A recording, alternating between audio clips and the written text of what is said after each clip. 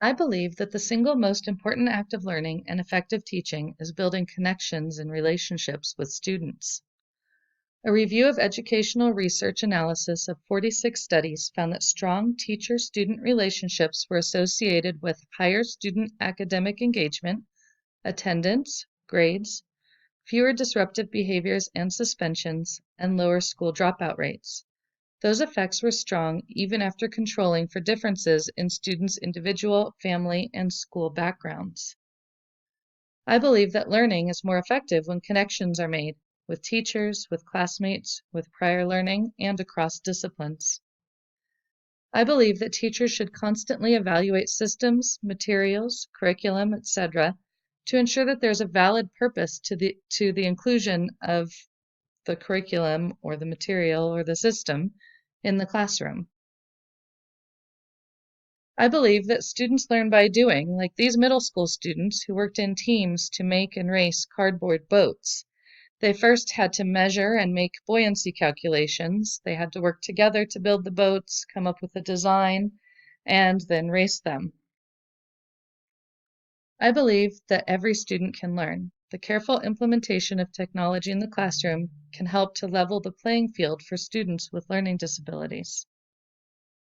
I believe that the careful inclusion of technology can build many of these connections. The growth of the internet has greatly changed the teacher's place in the classroom. The teacher is no longer there to provide knowledge and facts to students.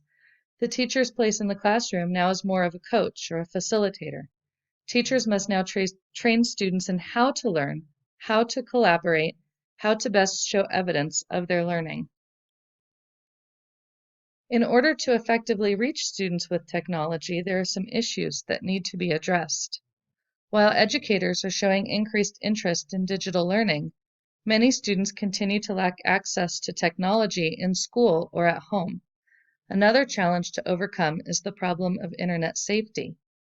Issues identified specifically in California, my home state, with digital learning are related to the fact that there is inadequate digital infrastructure. While this has been identified as a problem, there's federal funding to help schools improve their digital infrastructure. As students get older, they become bored with the traditional education structure. One way to combat this issue is to get to know our students by making connections with them and use technology to help support their passions. With access to technology outside of school, students can continue their learning and engagement. As Michael Fullen notes, if you purposely use technology, you can make material irresistibly engaging. The teacher acts as a change agent rather than a bestower of facts. I hope to increase the use of technology in my classroom as a way to build relationships with students.